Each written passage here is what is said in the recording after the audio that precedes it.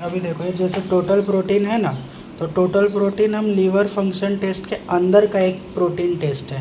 ठीक है, protein test के प्रोटीन के कमी से जैसे किसी पेशेंट को कमजोरी हो जाना या थकावट बहुत जल्दी आ जाना या थोड़ा अपने आप में वीकनेस, हाँ उस तरीके का प्रोटीन की वजह जितना भी प्रॉब्लम आता है ना, तब इसका टेस्ट करने का तरीका क्या है कि जब हम लोग केमिकल मिलाते हैं ब्लड के साथ में तो 5 मिनट रुकना रहता है 37 डिग्री सेंटीग्रेड पे। ये मशीन के अंदर का सेटिंग है कि इस तरीके का सेटिंग हमें रखना पड़ता है। अब प्रोसीजर क्या है, 1000 माइक्रोलीटर मतलब 1 ml, यानी इसमें से 1 ml लिक्विड लेना है और यहाँ पे 10 माइक्रो, 1000 पे 10 माइक्रो यूज़ करना है और 5 मिनट रुकना है। अगर हम लोग आधा यूज़ कर रहे हैं तो जैसे 500 पे 5 माइक्रो और 5 मिनट रुकने के बाद में हमें वो टेस्ट करना रहेगा। तो अभी इसके लिए क्या करना है, स्टैंडर्ड देंगे। तो स्टैंडर्ड देने से होगा कि मशीन का फैक्टर चेंज होएगा, फिर कॉन्सेंट्रेशन आएगा। कॉन्सेंट्रेशन कितना आना चाहिए, जितना ये बॉटल पे 6 लिखा हुआ है ना, ये 6 जितना कॉन्सेंट्रेशन आना चाहिए। अगर 6 आता है तो समझो आपका टेस्ट सही जा रहा है, अगर 6 नहीं आता है तो टेस्ट आपका गलत है। 6 के जगह पे 7 आ गया, 6 के जगह 5 आ गया तो गलत है। अगर 5.8, 5.7, 6.2, 6.3 आता है तो सही है, उतना 0.23 ऊपर नीचे होगा चलेगा। अब ये 6 ही क्यों बॉटल पे लिखा और 6 ही क्यों आना चाहिए, क्योंकि हम जो किसी पेशेंट का टेस्ट करते हैं वो हमें नहीं मालूम कि उसका कितना हाई है, कितना लो है, कि नॉर्मल है, लेकिन कंपनी हमें बताता है कि जो आप रिएजेंट यूज़ कर रहे हो उसका कॉन्सेंट्रेशन 6 है, यानी कि इसको एक सैंपल मान लो, किसी पेशेंट का ये सैंपल मान लो और इसका रिज़ल्ट 6 आना चाहिए चाहे जब भी टेस्ट करो। 6 आया तो आपका सही है और 6 के आसपास है तो भी से, अगर 7 आता है, 5 आता है तो गलत है। तो फिर आपको फिर से सेम प्रोसेस करना पड़ेगा। तो उसके लिए अभी हमको कितना 3 ट्यूब बनाना पड़ेगा, एक ब्लैंक के लिए, एक स्टैंडर्ड कॉन्सेंट्रेशन के लिए और एक पेशेंट का ट्यूब। ठीक है, अभी ये एक ट्यूब बनाए हैं और ये 1000 माइक्रोलीटर मतलब 1 ml है। 1 ml में हमने जो रिएजेंट है वो सैंपल का कॉन्सेंट्रेशन चेक करने के लिए जो स्टैंडर्ड डाले वो 10 माइक्रो डाले, और ये पेशेंट का है जो कि हमने 500 पे 5 डाला। अब मैं आपको एक चीज़ समझाता हूँ कि अभी हमारे पास में 3 ट्यूब है, एक जिसमें टोटल प्रोटीन में कुछ नहीं मिलाया हुआ है, एक जिसमें कंपनी का दिया हुआ स्टैंडर्ड का कॉन्सेंट्रेशन के लिए मिलाया हुआ है, और एक ये पेशेंट का है जो टोटल प्रोटीन में सीरम मिलाया हुआ है। अब एक फिज़िकल चेकिंग होता है जो हम पहले के टाइम पे काफ़ी पीएच पेपर से जो कलर बदलता था और इस तरीके से कलर मिलाते थे। तो अब जो टोटल प्रोटीन है बगैर मिक्स किया हुआ केमिकल के, उसका कलर पूरा स्काई ब्लू कलर में, स्टैंडर्ड वाला जो हमने मिलाया है इसमें, इसका कलर इस तरीके से जनरेट हुआ है, इसका कलर इस तरीके से जनरेट हुआ है। अभी ये समझ के लो कि जो स्टैंडर्ड वाला कलर है वो तो कितना भी हो 5 मिनट के बाद एक फिक्स कलर आके रुक जाएगा, क्योंकि उसको 6 ही रीडिंग देना है। लेकिन पेशेंट का अगर हाई रहेगा तो कलर ज़्यादा गाढ़ा होएगा, अगर पेशेंट का लो रहेगा तो पेशेंट का कलर इससे थोड़ा सा हल्का ब्लू और होएगा, मतलब कम डार्क होएगा। अब मशीन पे देखो, मशीन पे क्या रहता है,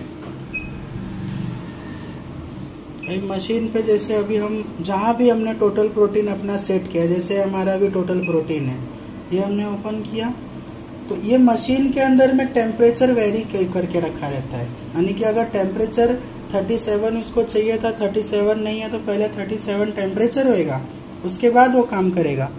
तो अब इसका प्रोसीजर कैसे, जैसे यहाँ पे देखिए टोटल प्रोटीन नाम लिखा है, इन पॉइंट लिखा है, वेव लेंथ कितना चाहिए था वो है, टेम्परेचर कितना चाहिए था वो है, वॉल्यूम 450 माइक्रो, जो हमने पीपेट से 500 लिया तो मशीन जो है सिर्फ 450 ही लेगा अपने पास, मशीन सिर्फ 450 लेगा।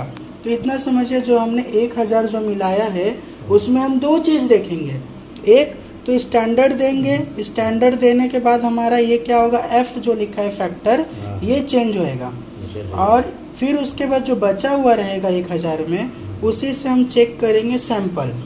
तो क्या हो जाएगा कि स्टैंडर्ड भी उससे हो गया और सैंपल भी हमें मिल गया। तो इसके लिए हमने 1000 में 10 माइक्रो लिया, और पेशेंट का रिपीट टेस्ट नहीं करना है, इसके लिए हमने उसका 500 में 5 लिया। अब 500 और 1000 का क्या रेशो है, क्योंकि मशीन जो है सिर्फ 450 कंज्यूम करने वाला है। तो अभी हम क्या, पहला स्टेप है 0। तो 0 में जब हम 0 देते हैं तो उसके बाद RB लिखा है रिएजेंट ब्लैंक। तो रिएजेंट ब्लैंक के लिए हमने वो जो एक अलग से ट्यूब बना के रखा है, ये हमारा ये जो कि प्लेन है, इसमें कुछ भी नहीं मिक्स है, सिर्फ टोटल प्रोटीन का रिएजेंट है। तो RB पे क्लिक करके हमें वो RB दे देना है।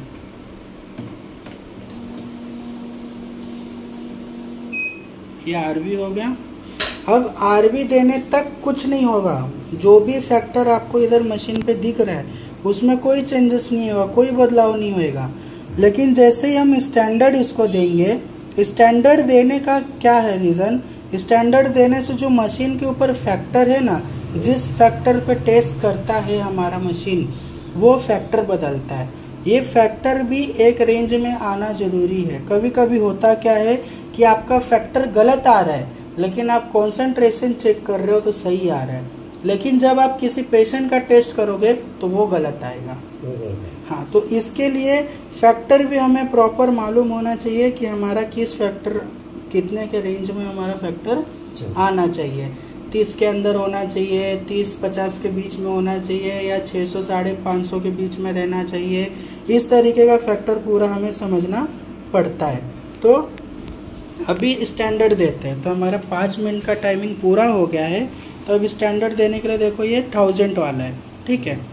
तो स्टैंडर्ड पे क्लिक किए, ये स्टैंडर्ड लिया। स्टैंडर्ड लेने के बाद अब देखो ये F वाला 27.628 है ना, वो बदल जाएगा, और वो स्टैंडर्ड देने से वो बदलता है, 29.852 हो गया। सिर्फ यही चेंजेस होता है फैक्टर देने में। और जो हमारे पास बचा हुआ केमिकल है, यानी कि 450 हमारे मशीन ने ले लिया, बचा 550। तब ये 550 वाले में का जो है सैंपल पे क्लिक करेंगे। सैंपल पे क्लिक करके इसमें कोई पेशेंट का सैंपल नहीं मिला है, सिर्फ हमारा स्टैंडर्ड इसमें मिक्स है। तो अब हमारे स्टैंडर्ड का क्या था कि 6 के आसपास आना चाहिए। ये हमारा टोटल प्रोटीन का स्टैंडर्ड 6 GM% आना चाहिए, और हमारे पास आया 6.2।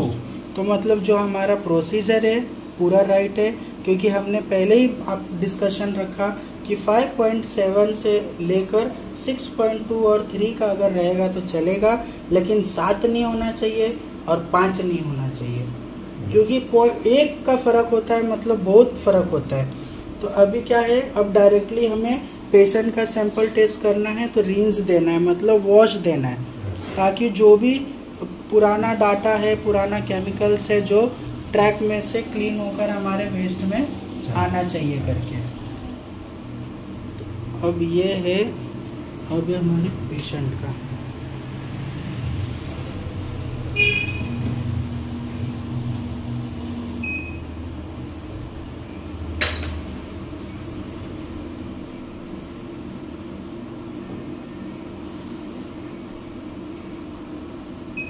तो पेशेंट का आया 7.83। तो ये टेस्ट हुआ पूरा प्रॉपर डन। तो